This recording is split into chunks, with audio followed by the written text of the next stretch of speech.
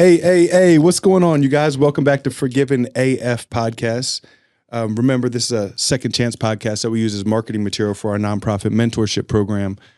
Super excited about some stuff going on with the program. On Saturday, we're doing our second round of community service at the Mansfield Mission Center. They actually have a clinic for people that are just less fortunate or aren't able to get the health care or dental care they need. So what we're out doing is like getting it real cleaned up around the outside. When a place is doing all this free work like that, they might not have the extra resources to put into the landscaping. So that's where we try to come in and just make the place look pretty. You know, the nicer it looks, the people who are having to use the services also feel better about what they're going to do. So I feel like all around, it's a good thing to have going on. And yeah, that's all really the new stuff going on with the nonprofit. I'll let you guys know next week how community service goes. But I'm super excited about this episode today. I got a friend of mine. I call him a friend because when we first made contact, and he just told me the story, right? My friend's name, Andre Williams. Andre, when we first met, we had just started the nonprofit and the mentorship program, and I was really like just trying to figure stuff out on my own. I was, putting things together, not even sure if I was doing things right. And then and he just told me the story, so I just heard this side of it, but I had given some cards to the gym to his wife, and she told him about our program, and he reached out to me on social media with a super encouraging message about like he saw what we're doing. Let's collaborate. He was telling me about his program and just it was all like positive. How can we combine to do better? And just so many things nowadays. I feel like people are very like us versus them, or how can I do better than them? And when you sent me that message, man, it really made me feel like I was doing the right thing and I was going in the right direction. And it felt good to have someone reach out and say that they noticed it, Right. So Andre Williams, thank you very much for being on the show, man. I'm excited to have you. I'm excited to kind of share your story.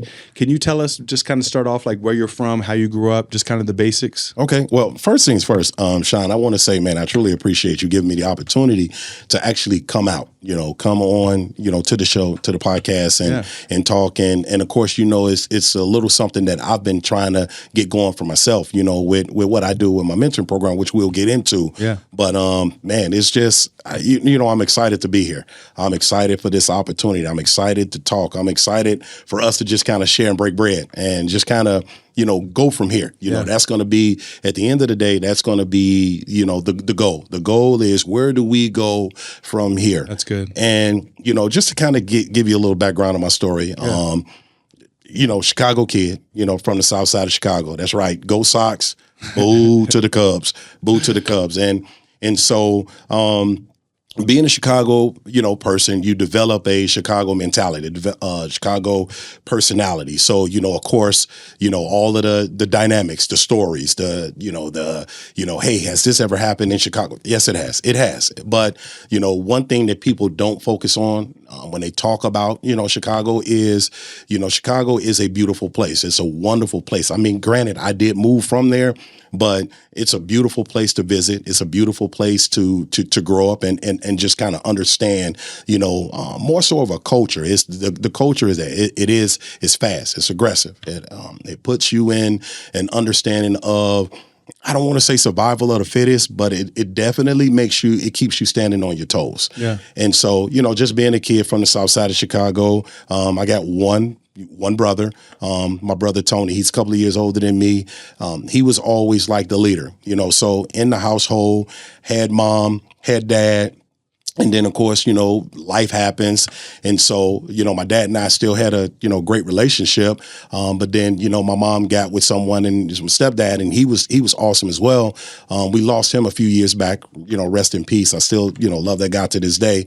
But, we were just in a situation where, as we grew up, my brother and I grew up, we were tight with the community. If you go into my social media websites for the mentoring program, you see me hashtag the village a lot. We focus on that term, the village, because I'm from that era. That's where I grew up. That's how I grew up. I grew up from the village, the neighbor to the left, the neighbor to the right, the neighbor across the street. Everyone knew me by first name. Everyone knew my parents by their first name. Everyone knew my brother. So it was a situation where, regardless of where we at and what we did, people knew who we were. We was at the bus stop and we had the potty mouth, the adults, would, hey, watch your mouth. Oh, I'm sorry. And it was just so quick, everything was quick. And it wasn't an era where, your buddies would laugh at you and say, ha, ha, ha, she got you, because they get it as well. Yeah, that makes sense. So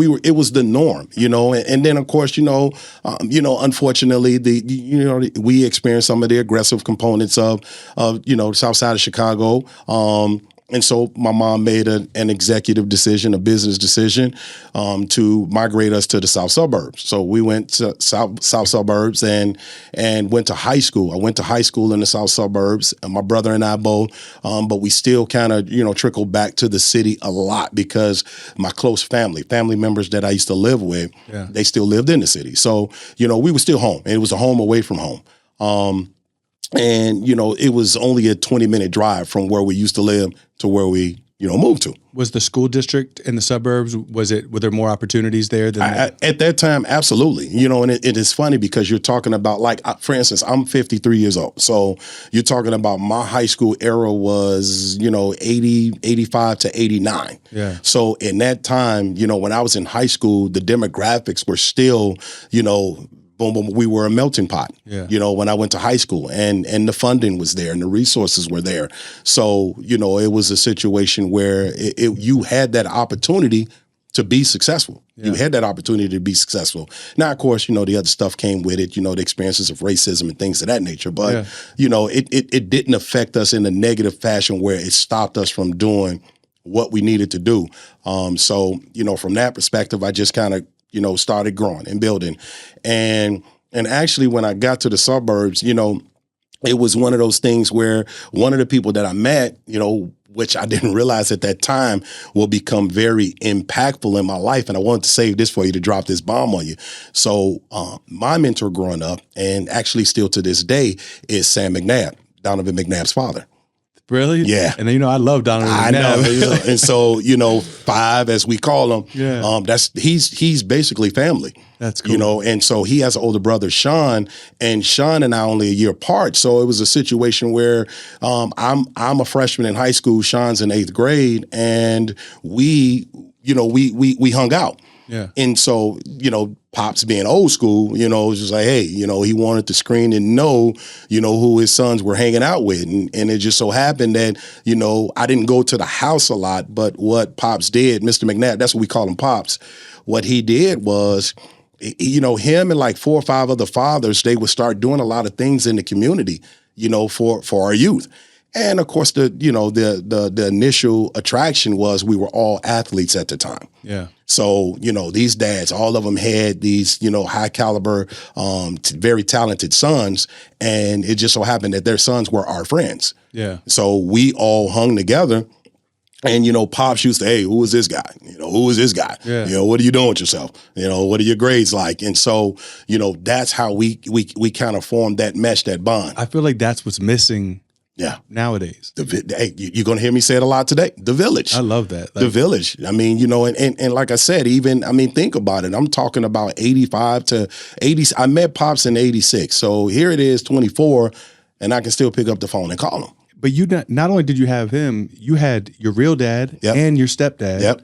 Like you can't tell me that there's not a correlation between the man you are today, the way that you are giving back to the kids and trying to help these kids and the way you were raised. Facts. Does that make sense? Facts. Like, how do you know how to be a mentor, how to be a man to show these kids, because you've seen it and you've experienced it. Absolutely. And you know what a good father is supposed to have. Absolutely. I think that's awesome. Absolutely. And so, but here's the interesting part about it, Shawn.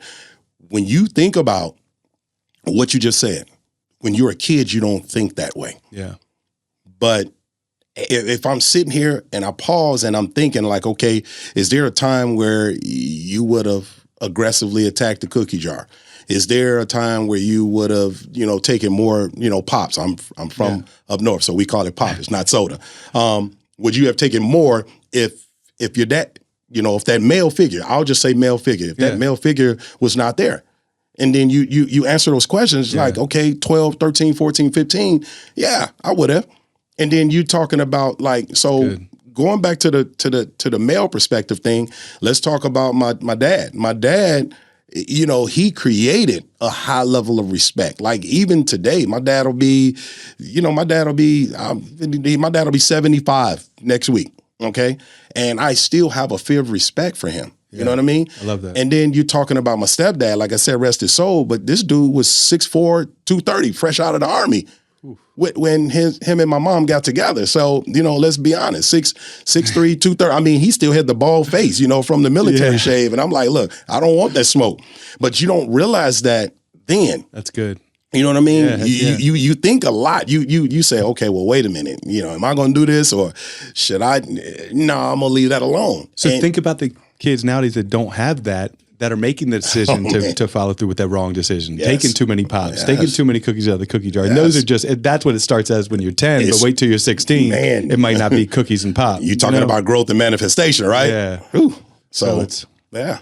So then what, did you play sports through high school?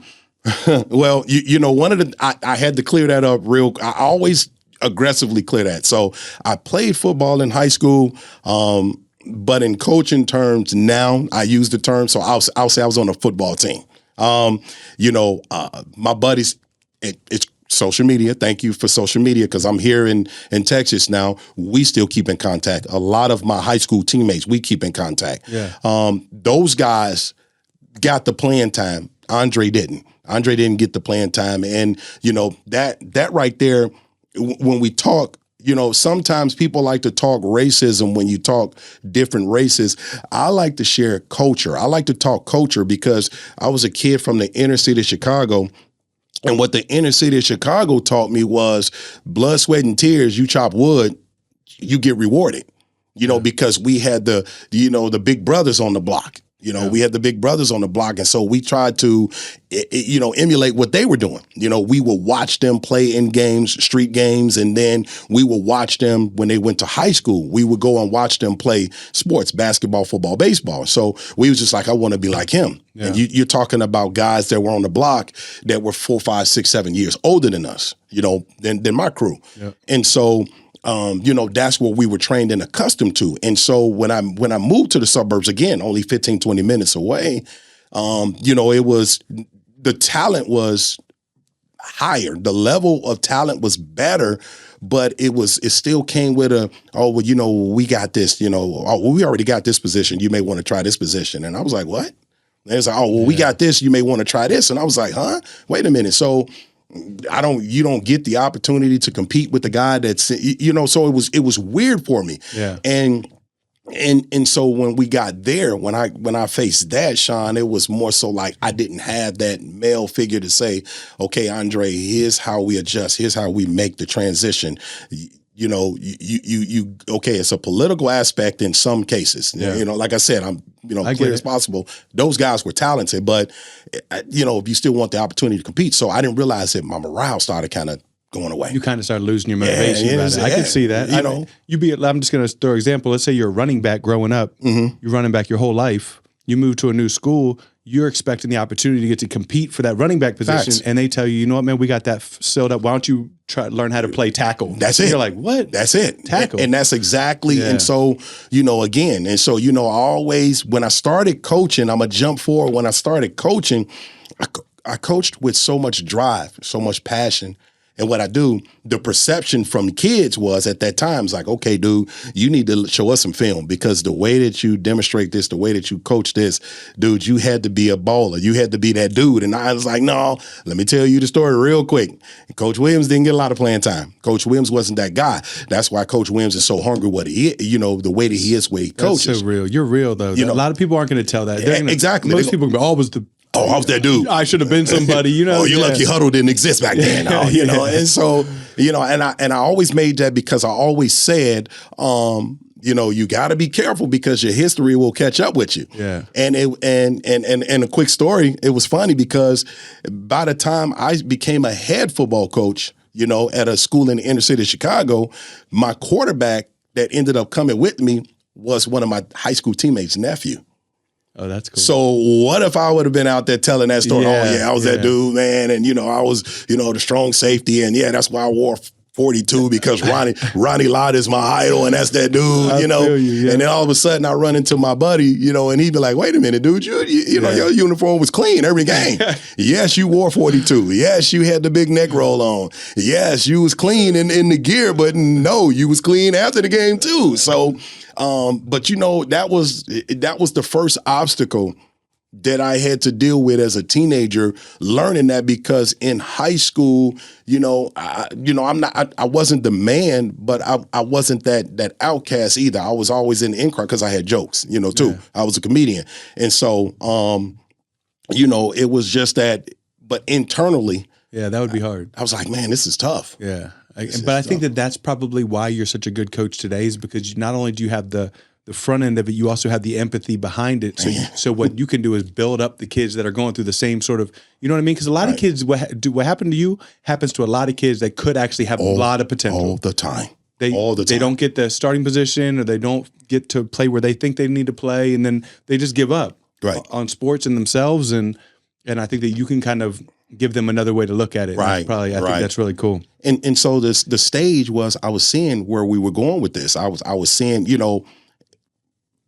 I'm trying not to, I'm trying to piece it so I know it makes sense, but I want to show you the levels of how I got to become who I am. Yeah. I would sit back in my aunt's basement and I just reflect, and I'm like, okay, well, wait a minute, what's really going on?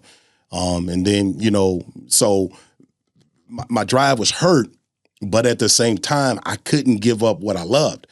And so when high school ended for me, I didn't go away to college. I stayed home.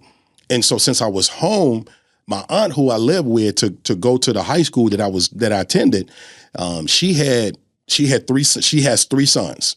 One of my cousins is a year younger than me, and then the other ones were little. And so what we would do is, when we hung out as a crew, little kids would do what little kids do. They were always in our business. They were always nosy. So when we hung out in the basement, doing what teenagers do, my little cousins, his little brothers, would always come down and we get out of here, get out of here, stop being nosy. And then a couple of our friends had little brothers. And so their little brothers would come over and hang out with our cousins. So you're talking about 4 or 5 little kids, always and I said, you know what? Don't worry about it. I got it. They got so much energy. I got something for them. And so we had this little patch of grass across the street from my aunt's house. It was a nice little patch of grass in width, but it was real long.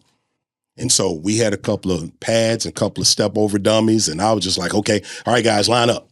And I was like, let's go. High knee over the bags. That's how your coaching career started? I mean, but the coaching and the mentoring. Yeah. Because it was like, true. My little cousins. And so, my little cousins and my buddies' little brothers. And so here we are. I got 5, 6 kids, and I'm outside, and okay, that was wrong. Give me 10 push-ups. And I'm watching these kids do the push-ups the wrong way. And, my cousin and my buddies, and we're all laughing. And so, we're all, next thing you know, a couple of them came out. And then, one guy in particular, my ace, man, this Terry Thomas. Anytime I talk about my upbringing, I always got to talk about Terry. And Terry had a younger brother as well, and his brother was with us. And so Terry and I took on the, you know what, we're going to turn these guys into football players. So it started as athletes. We was like, we're going to turn these guys into football players. But we're going to turn them into football players the right way. Because Terry has a story just like, similar to mine. Yeah. And so, it was Terry and I. And so next thing you know, we drawing up plays. And, the play is wrong, 10 push-ups. You didn't do what you were supposed to do. Okay, 10 push-ups. And so we started bringing a disciplinary component to developing them as athletes. Yeah. And then next thing you know, we blink and, one of my cousins, he's all conference in high school. The other one is all conference in high school. He goes and plays in college. And then Terry's brother gets blessed with the opportunity to go to Iowa State, plays at Iowa State. And then Terry's brother goes to the league and plays 10 years in the NFL. That's cool. As a defensive end, Reggie Hayward. And I don't mean to try to be like, I don't want this to sound corny or nothing like that, but literally you willing to spend that time with those kids could have been the trajectory that put them in that direction. You know what I mean? Like those kids could have gone any direction, but they had some men in their lives. What if y'all was in the basement doing drugs and getting high and decided that man, we ain't about to, man, get out of my face, man. We don't do it. But y'all, you didn't. There you go. Man, and I love that. Right. And I feel like that's really cool, dude. And so that was the step. And that just kind of got us started. And so but that also launched my coaching career. Yeah, that's what I see that for sure. And so, but yeah, and I'll jump forward. So when I started coaching, I started producing. We had athletes. Oh man, and I mean guys that went to college. Are we still in Chicago right now? Yeah, I'm still in Chicago, and you know we're successful. We have a good program. We're resurrecting the school that I'm at. You know, at the time. So I'm, you know, are you teaching at this time? I wasn't teaching, but I was in the building. Okay. You know, they started giving me jobs in the building. I wasn't an educator then, but I've been in education in some form or fashion, you know, since 1995. Okay. And so I'm in the building, so I get to see the kids all day, every day. Yeah, that's cool. And so here I am, this young guy, full of energy. Yeah. You know what I mean? And I I loved it. And so I'm like, let's go. And even them, I still talk to them to this day. So then I started feeling empty. You know what I mean? I started feeling like incomplete. I was just like, man, I really don't know what's going on. So now I'm turning back to Pops, you know, because I'm with Pops a lot, because Pops had this business, and we were trying to get it off the ground, and we were trying to work to get guys into college, through college, and things of that nature. So it was athletic based. And so at this time I'm coaching high school ball, but I'm not gonna say I'm empty. I wasn't fulfilled. Yeah. And so you knew there was more. And it was so crazy. And I'm gonna tell you this, Shawn, as God is my witness. 1999 was the year. We're sitting in the office. We're sitting in Pop's office. Me, him, and my buddy, another gentleman, Will Ross. We're sitting in the office. And I said, you know what, Pops? I said, I want my own mentoring program. And he goes, you know, Andre, I think that you will be very impactful. And that's a great idea. And he was like, man, I think that you will be successful. And he said, but I don't think that you can do that right now. And I was like, well, why not? And he was like, well, he started explaining himself, and I'm still not understanding. So he just hit a conclusion. He was like, well, the reality is you can't serve two gods. And so at that time, I'm thinking religious, like, okay, well, I never try to serve two gods. Yeah. There's only one God. So I'm like, okay, that's what he meant. But then I'm still coaching, because at this time I did 4 years volunteer. And then at this time when I said that, 95, I was 8 years in. So I was 4 volunteer, 4 paid okay. at a different high school. And so when I made that statement, like I said, so I'm still early in the game. Yeah. And then as I'm continuing to coach, now I did 6 years in Springfield, Illinois.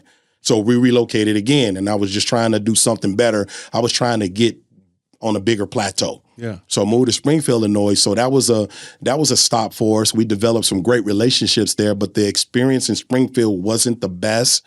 You know what I mean? And so I was just like, the bad thing was the experience wasn't the best, but we met some wonderful people that we still, that I'm still in contact with. But the good news about that was, since I relocated 3 hours away from where I was from, I wasn't scared to relocate again.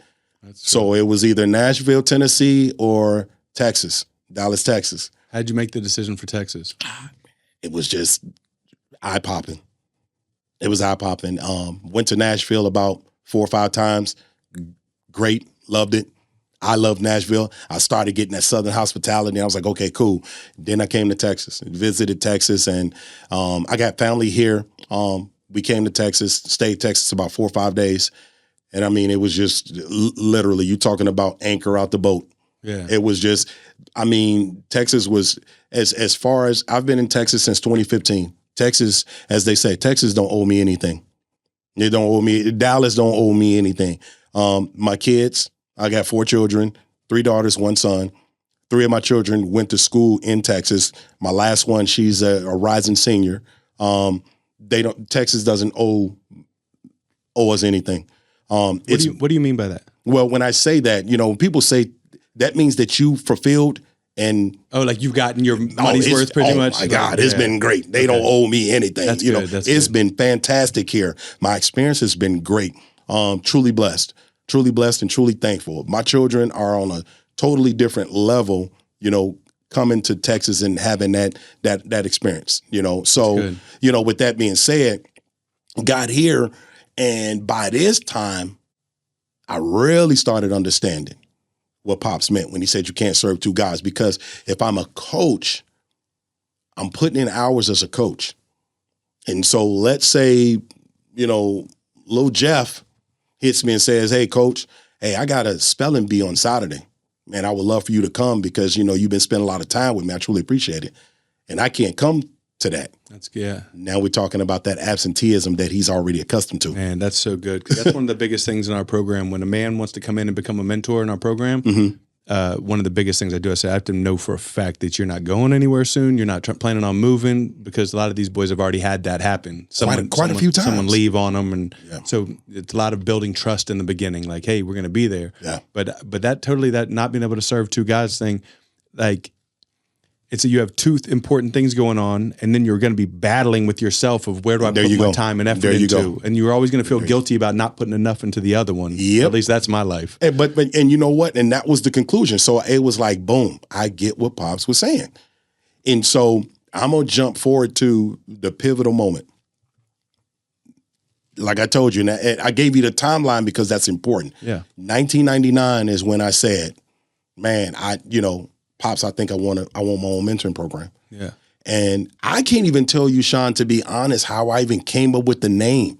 I can tell you that I had a couple of adjustments with the name, but I can't tell you how I came up with it. Were you already in Texas when you started that? Oh, yes. When you actually pulled the trigger? Pulled the trigger. 2021. My son graduated. My only son, my son graduated class of 2021. He walked across the stage and I hung up the whistle. Oh, I didn't even realize you stopped coaching. Yeah. So you actually took, man, that's okay. Now it got deep. Now I get it. I thought you were still trying to I thought you still did both. No. Okay. Well, right now, I'll say this. I said this in my episode on the podcast. I will never disrespect high school and put middle school on the same level as high school. Like, I'm coaching now at the middle school that I work at. Yeah. But middle school and high school. I see what you're saying. There's a huge difference in commitment and time. Yeah. Hey, Christmas break at a middle school, we're off. Yeah. Christmas break, if we're in the play, Thanksgiving break, we're chopping wood. Yeah, you're right. So let's talk about this program. So when you started CACI, right? Is that how you say it? CACI? CACI, that's it. When you started CACI, you were you're a middle school teacher at this point? Yes. Okay. Walked across this. So I was in high school. Yeah. I was in the high school. I was in the same high school that my son graduated. Okay. He walked across the stage. I hung up the whistle. I left high school and I came to middle school. And then that's when you had the time, the freedom and the time to start your program. Took off, gone. So tell me about the program. Tell me, like, what are the goals? What type of who it's tailored to? Gotcha. Like, kind of what type of stuff y'all have going on? Gotcha. Well, CACI, my mentoring program, which stands for Commitment, Academics, Character, Integrity. The first adjustment that I had to make was the original name was CACI, but it was the acronym was CAACI. It was Commitment, Academics, Athletics, Character, Integrity. And I said, I can't take claim for it. God touched me on the shoulder and said, hey, if you say athletics, you lose a lot of potential kids. There you go. That's good. So I said, we need to change this. And the cool thing was the name still said the same thing. Yeah. I just took one of those A's out. Yeah. So now it's Commitment, Academics, Character, Integrity. Which everyone needs. Yeah. Exactly. And so I had to clean that up real quick because I didn't want the perception, because I was a coach, that he only deals with athletes. This only for athletes. Yeah. No. And that's good. And it's not the case. Definitely from God. Yeah. There you go. And so when we started rocking with it, what I did was, man, I'm putting this out there. My middle daughter, she was on her way into college when I started. I got character lessons. So this isn't 21. She graduated 2018. Okay. So she was a freshman in college, 19. Okay, 2018, 2019. So what I did with her, my middle daughter, is I had character lesson titles, and college student, need college money. So I dangled that carrot in front of her. I said, here's the deal. You can make between this and this for each character lesson that you get me information for, and create the information for me for my character lessons. Like, is a character lesson something you teach the kids in your program? Yes. Okay. Yes. Cool. Yes. So right now I got 31 and I'm about to create 2 more. I already got the titles. So, like, say for instance, one of my character lessons is called self-assessment, self-accountability. So what I did was self-accountability is the title, and I gave her the narrative. And so what my daughter did was she took it to college with her, and she had little conversations with her peers about, what do you think accountability is? And so she's taking notes, getting information from her peers. That's so good, dude. And so I'm not getting the, the doctor term. No, I'm getting the old rich lady who's writing this book. You're getting real people. Man, raw and uncut. And that's what these kids need. Facts. And so that's freaking impressive. You have 31 of these lessons? I got 31 lessons. 31 lessons. Man, we need to share. Oh, we're going to talk. I need some of them. Listen, we're going to talk. Trust me, we're going to talk. And so she did that for me, for the majority of them. And then a couple of them I did. But I needed good information. That's so good. I needed good information because I didn't want a kid to come to me, oh man, come on me with that old stuff. I said, old stuff. I said, this is a junior. This is coming from a freshman or sophomore or junior in college. Yeah. Like your peer. They like, oh, really? I said, yes, really. So I put this information together. So now I'm cooking. This is 18, 19, 19, 20. That's awesome. 2019, 2020. Yeah. So I'm rolling. And I'm getting these character lessons together, and I got them in PowerPoint presentations.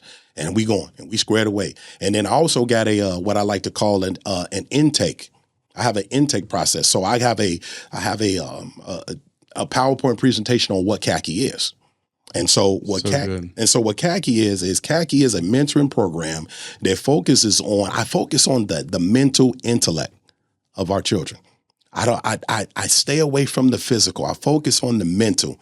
And that's actually, how my podcast came about. But, the mental aspect, when you look at someone like Shawn, I seen a couple of your episodes and when you talk about the decisions that you made, let's ignore it. Let's set the decisions to the side. Let's talk about why you made the decisions that you made. Yeah. You know what I mean? Yeah. Let's take to the side the actual infractions. We'll just call them infractions. Let's get away from that and let's talk about why did you make those? Critical thinking, rational thinking. There it is. And so I want to focus more on that. That's so good. When it comes to the youth, because that right there changes everything. It changes so much in our youth because if let's say you got an individual that's a good chef, that's a fantastic chef. You've tasted a couple of meals that they've made, and you're like, okay, you're 17 years old. You're not supposed to be cooking like this. Your talent is great, but then you'll come out of a grocery store, and you'll see that same, or you'll come out the movies, and that same person that cooked that meal, you'll see them in the theater parking lot fighting. You know what I mean? Yeah. And I'm like, okay, wait a minute, those two don't mix. This is the same person. That's so good. I get it. It's the same person that just cooked this phenomenal meal and broke it down to you very intellectually. These are the ingredients that they use. This is how I did it. And now you're seeing them in a setting that they're accustomed to on a daily basis. They're in the parking lot fighting and cussing each other out and, using words that are just, crazy. So you're like, wait a minute, the two don't mesh. And what you're saying is so deep because that same person with you or with the mentorship can take that gift that they have and turn it into something really special, or they're going to go that other route and end up in the streets and the fighting and you know what I mean? That's correct. That's correct. That's so good. And so what CACI is about is what I do is I go from a perspective of, all right, let's sit down and let's talk. And Coach Williams is not about to come in the room with the khakis on and the polo shirt and, with the stiff back. And, I'm going to say, hey, well, this is, how we do, and what we do and why we do it. And then I'm also not going to come in a room with the old, well, what you have is a case of, and then I give them this doctoral term. And then you label them. And then for the rest of their life, they think that they have this label. Whatever, because the name was fancy. Yeah. And so I was like, you know what? What we're going to do at my sessions is this. We're going to come in. We're going to put our feet up on the chairs. We're going to sit back. We're going to grab us a couple of wings. We're going to eat us some chips. We're going to listen to a little music. We're going to turn the music low, and then we're going to talk. I'm going to be quiet, and you're going to talk. And they're like, well, okay, am I being punked? Are your sessions, are these normally one-on-one? No. I had two groups. I had two groups that I ran, and those are the only two groups that I'm going to run. Okay. The first group in 21 that I started when I first started my sessions that went through the 30 character lessons, they were called the Foundation. Okay. Even though they weren't the foundation of CACI, because I've been coaching high school. I coached high school ball for almost 30 years. But officially, yes, they're the foundation. So those guys I'm still in contact with right now. I literally talk to them. Some of them are in high school, some of them are in college, and we talk on a regular. They get home, we go grab a bite, we sit down, we chop it up, we talk. Social media, we talk. So I'm always in contact with them. That's awesome. The second group that I did, because I was so excited about the first group, they were called Phase 2. And so Phase 2, of course, those right now, they're all in high school, because the middle school that I teach at, I ended up getting some of those kids for Phase 2. Yeah. Do most of the kids come from your? Can a kid come into CACI that doesn't go to your middle school? Absolutely, okay. Absolutely. And so that's where I'm at now, where I said, okay, well, Dre, you got to be careful, because supply and demand. You still got a job that you got to perform. Yeah. Okay. Number one. Number two. Now you got these kids that are all spread it out. You got college. You got high school. Okay. And then also you got your own children. So you got to be careful. You got your own children. That's good. Now my two oldest, I'm fine with. My son, he's in college. He's playing football. So, of course, I got to support him. Yeah. And then, like I said, my youngest, my caboose, she's a rising senior and she's a softball player. So she has aspirations of playing softball on the next level. So I still got to focus on my own. Yeah. So I said, be careful. That's good. Be careful with what you're doing. And again, I'm making it seem, Shawn, like I had the fantastic idea. God said, be careful. And so I immediately changed the narrative to, I did these two groups because now I went from Coach Williams to Uncle Dre. Yeah. So all of my mentees call me Unc. I call them nephews, and I got a couple of young ladies too. Yeah. And so, they're my nieces and my nephews. And so now what I do is I want to focus, and that's why I'm glad you gave me this platform.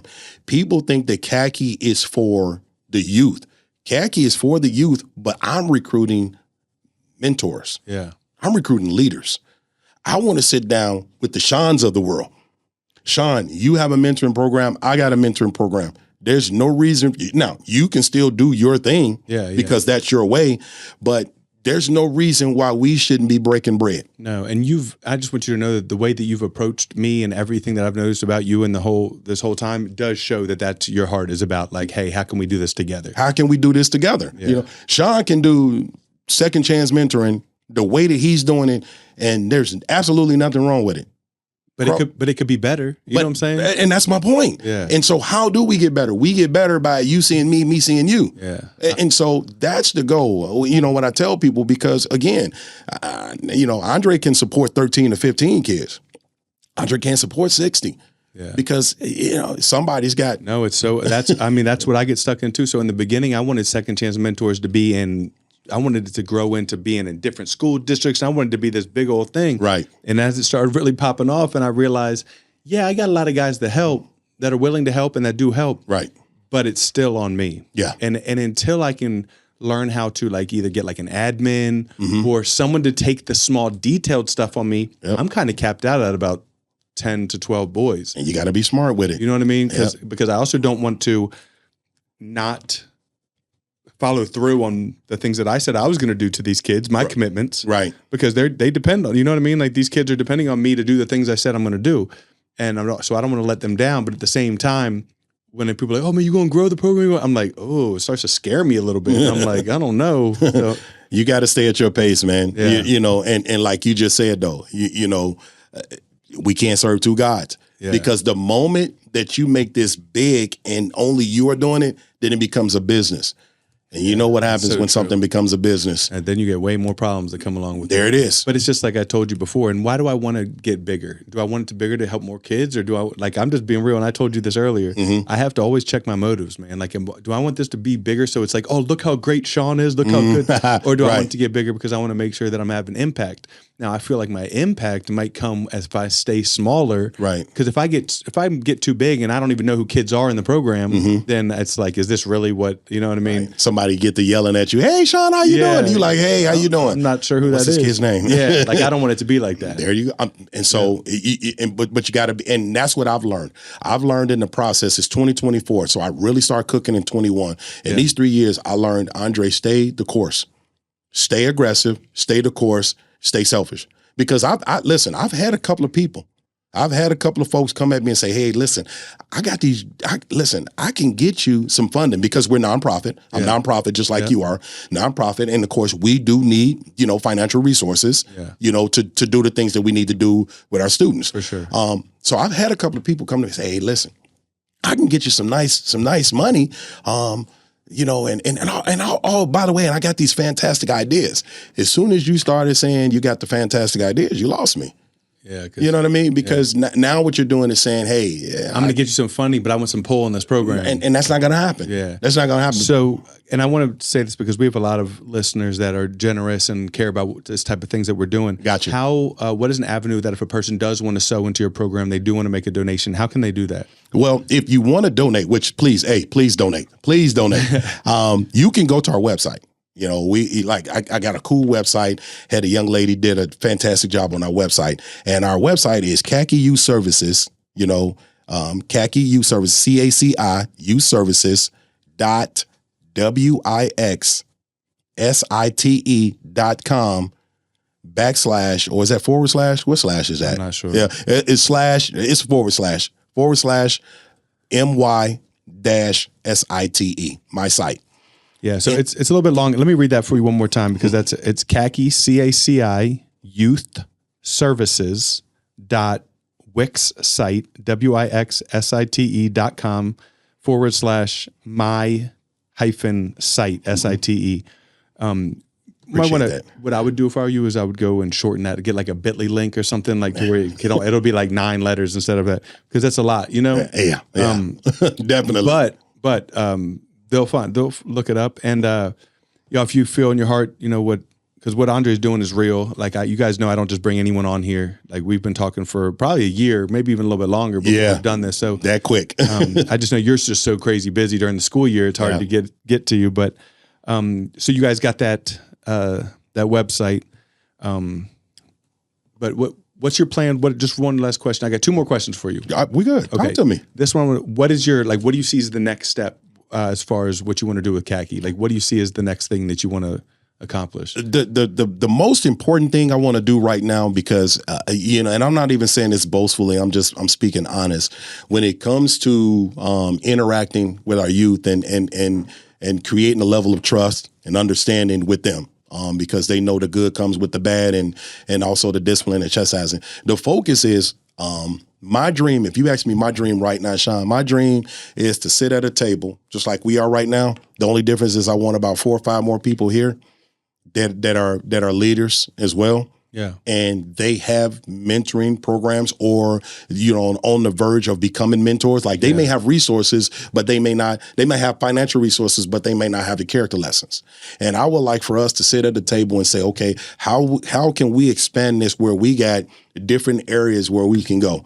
Where I'm a resident of Arlington and, I may meet someone and they say, well, you know what? I'm in Fort Worth. Or someone may say, well, I'm in Houston. That's good. Or someone may say, well, you know what? I'm in Arkansas. And I say, okay, well, you know what? I tell you what, let's do this. I'm coming down this particular weekend, Shawn and I both, let's get to a hotel and let's have a nice little convention, a little small convention. And we all sit around and we break bread. We socialize and then everybody leaves and they got those resources. I think that's awesome. That's the goal. That's going to be big and I would like to be included in that. Okay. So keep me in mind. Got you. Last thing before we wrap this up, we only got a couple minutes left. Okay. Is if you could give yourself at 16 years old, one piece of advice, or if you could give your most impactful advice to a 16-year-old today, what do you think that would be? That's an ironic question. Here's the irony, because I just did that 2 days ago. I talked to my 16-year-old self, which is my youngest daughter. Yeah. I gave her the blueprint of how she can get to 53 years old without having to take the path that I took. And so what I told her is what God is doing is God is giving you pieces to the puzzle. Pick those pieces up right now. Pick them up right now and start putting them together right now. Don't wait until you're 30 years old, 35 or 40 years old to take all of the pieces and then start putting the pieces of the puzzle together. Because even though the finished product is going to be beautiful, it's going to be a headache. So, and here's what that means. That was an analogy. Here's what that means, Shawn. What that means is when God gives you the experiences right now, pay attention to those experiences. I told her, I said, sweetheart, pay attention to those experiences that he's giving you. He's giving you life lessons. That's good. It's lessons. That's how I was gonna Take those life lessons and then apply them. The things that can make you a better person right now at 16, apply them. And then when you get that next lesson at 18, if you apply it stack it on top of what you've already learned. There it is. See, I learned so many lessons growing up that I didn't use or implement any of them until it was too late. But you're using them now. Yeah, you see what I mean? Yeah, but it would be nicer to, like you said, stack them as you go. Stack them as you go. Hey, Andre, this was awesome, man. Thank you very much for coming and doing this with me. I'm excited to drop this. I feel like you dropped a lot of good information. I'm excited for people to know more about your program. Appreciate that. What you're doing is awesome. Like, I mean that. Like, you're a great person, dude. So thanks for coming. And everybody listen, I just want you to remember that you're loved and you're forgiven and there's nothing you can do about it. Peace.